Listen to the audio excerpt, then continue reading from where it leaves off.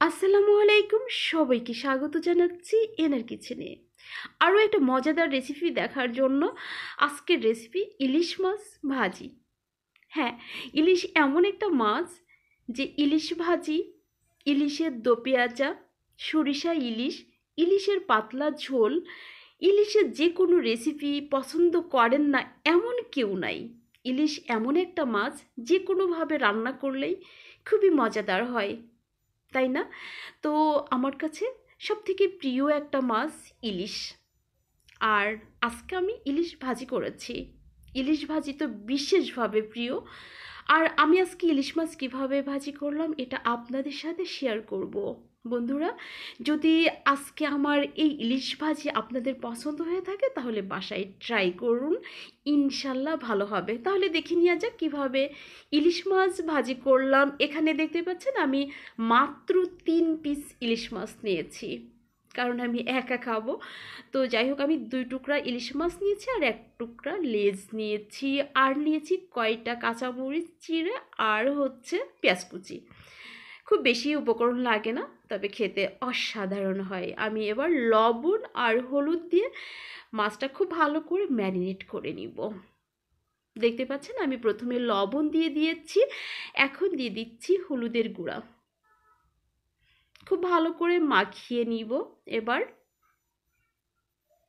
আর লবণ আর হলুদ মেখে 5 মিনিটের মতো রেখে দিতে হবে। তো দেখতে পাচ্ছেন আমি খুব ভালো করে লবণ আর হলুদ মাখিয়ে নিয়েছি, দেখুন। তো যাই হোক, আসলে ইলিশ এমন একটা মাছ, আমি বললাম যেভাবেই রান্না করবেন সেভাবেই ভালো লাগবে। মাছের রাজা ইলিশ, তাই না? এবার আমি চুলায় দিয়ে দিয়েছি একটা ফ্রাই প্যান, দিয়ে দিয়েছিলাম সয়াবিন তেল, গরম হয়ে গিয়েছে। এবার মাছ ছেড়ে দিচ্ছি।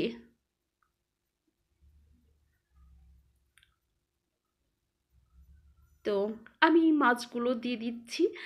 আর এটা হচ্ছে ভেজে নিতে হবে একটু লো হিটে, কারণ হচ্ছে অনেক সময় কি হয় যে ফ্রিজে রাখা মাছ ভেতরটা সেদ্ধ হতে চায় না, এজন্য একটু লো হিটে যদি এটাকে ভাজা যায় তাহলে কিন্তু মাছটা খুব ভালোভাবে ভেজে নেওয়া যায়। তো চেষ্টা করবেন যদি ফ্রিজে রাখা হয় সেক্ষেত্রে একটু লো হিটেই ভেজে নেবেন।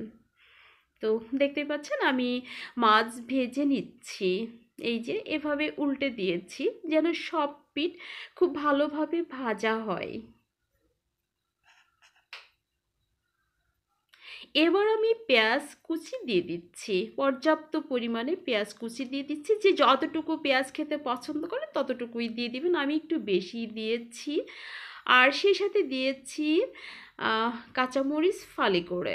এবার সামান্য একটু হলুদ দিয়ে দিচ্ছি। এবার দিয়ে দিব সামান্য একটু লবণ। আর আমি এভাবে পেঁয়াজ কেন দিলাম, যে হচ্ছে পেঁয়াজ মরিচ একসাথে দিয়ে মাছের সাথে যদি ভাজা যায় তাহলে কিন্তু এর স্বাদটা খুব বেশি ভালো আসে। এজন্যই আমি এভাবে একসাথে মাছ, পেঁয়াজ আর কাঁচামরিচ ভেজে নিই। তো যাই হোক, দেখতে পাচ্ছেন আমার মাছ ভাজি অর্থাৎ ইলিশ মাছ ভাজি সম্পূর্ণ হয়ে গিয়েছে। তো দেখলেন তো আমি ইলিশ মাছ কীভাবে ভাজি করলাম। যদি আপনাদের এই নিয়মটা পছন্দ হয়ে থাকে তাহলে অবশ্যই এভাবে একদিন বাসায় ট্রাই করবেন, ইনশাল্লাহ ভালো হবে। বন্ধুরা, আবারও আপনাদের সাথে দেখা হবে, অর্থাৎ কথা হবে নেক্সট কোনো রেসিপিতে। সেই পর্যন্ত সবাই ভালো থাকবেন। আল্লাহ।